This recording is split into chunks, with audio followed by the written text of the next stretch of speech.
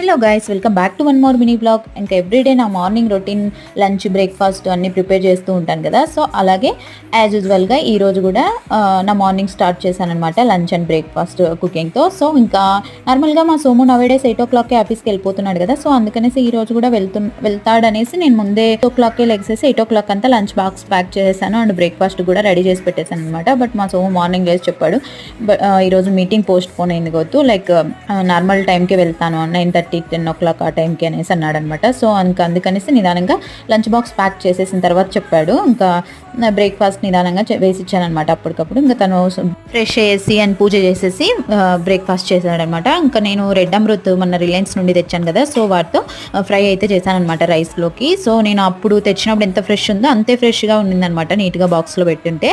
So మాకు leaves అంటే చాలా ఇష్టం అనమాట, అందుకే లీఫ్ రైస్ చేస్తూ ఉంటాను రెగ్యులర్గా. అండ్ ఇంకా బ్రేక్ఫాస్ట్కి దోశ అండ్ టమోటా చట్నీ చేస్తాను.